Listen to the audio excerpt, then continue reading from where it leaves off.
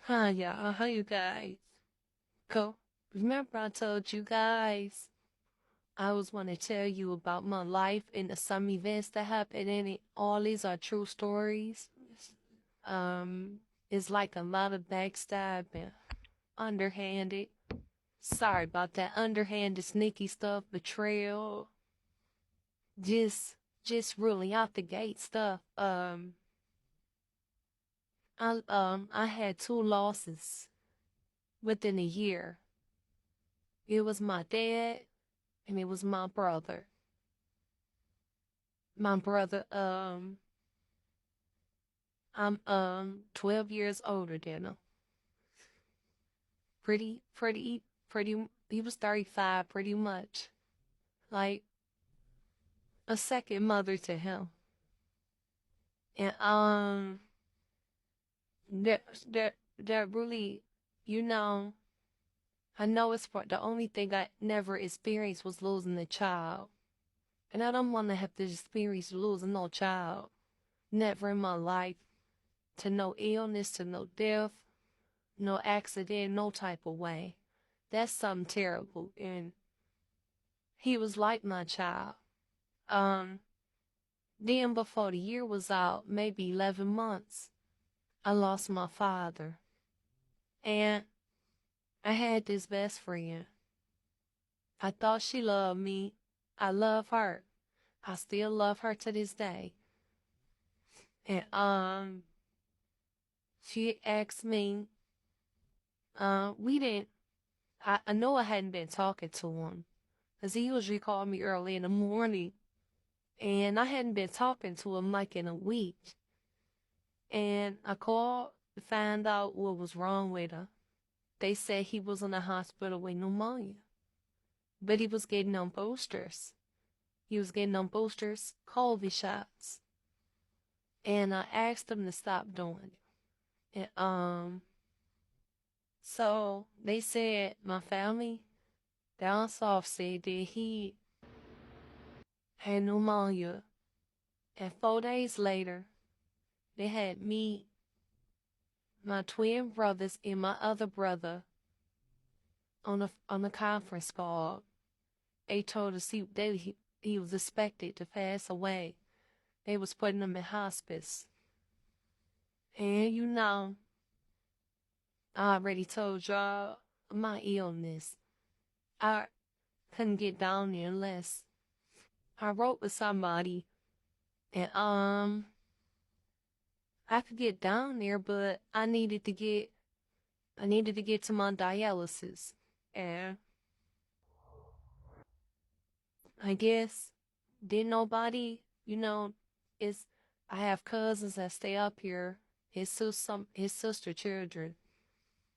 I couldn't get down there, and when I did try to go, they told me don't come because I couldn't do nothing but sit up there with him. And I know in my heart I was going back and forth down there to see my daddy. I'm his only daughter. I would ride the bus 2,000 some miles to go see him. 'Cause we had built a relationship. Anything I told him or anything I would tell him and confided him about, I never heard it back. He never, well, if he did it, I never heard it back. So, my, uh, my best friend was like, well, why you want to go? What you going for? That's my father. See, I don't, one thing I never did was question people about why they do the certain things they do. I never do that. That's not my place to question you why you doing this or why you doing that. This is really none of my business. She offered to take me down there. She offered to take me down there.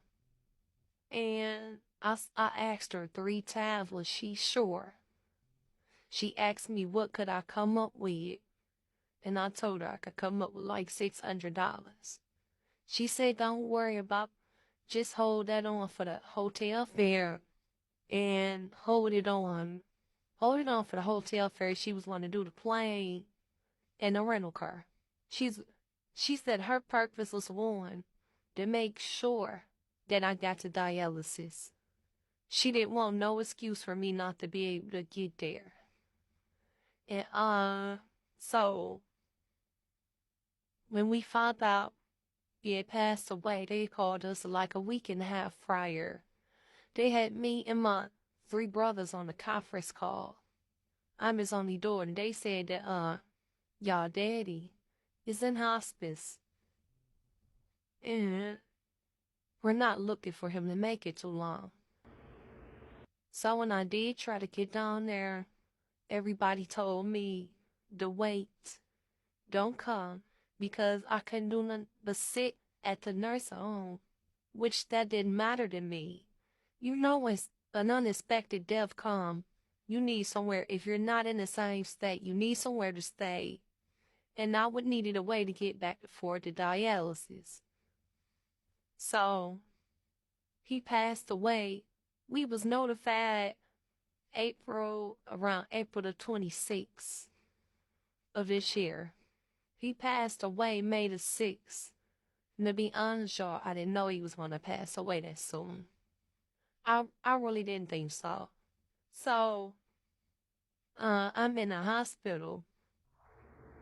My baby, well, not yet, but, I couldn't do nothing. I just broke down. Because that was the parent I could talk to and didn't ever hear none or didn't get criticized about anything. And so, I told her he passed away. My friend loaned me $25. And I gave it back to her. And then I tried to send her baby $25 for a birthday gift. So I did that when she found out he died. First of all, she asked me why did I want to go. Like I said, I don't question nobody. That's my father. And one thing people should never lie about is death. You don't lie about death to nobody. So she wound up, so I had cousins up here. I couldn't get a ride from them. I asked one for a fact. She told me her and her brother kids was going. I asked her twice. She told me no.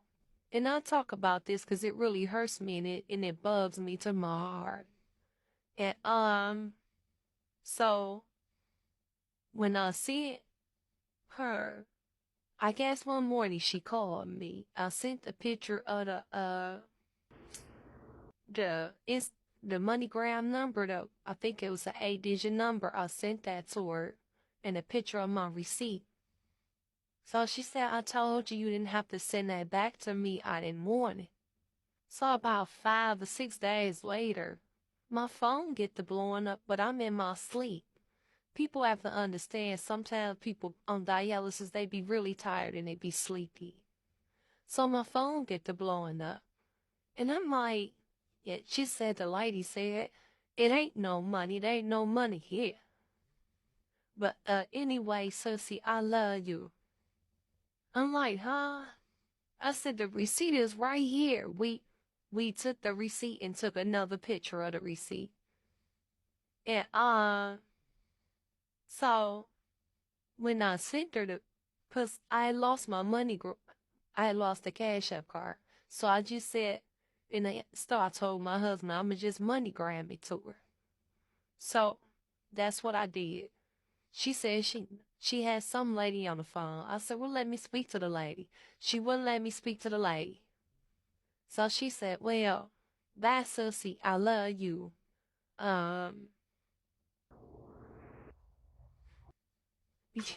Yeah, some of this stuff is just unbelievable.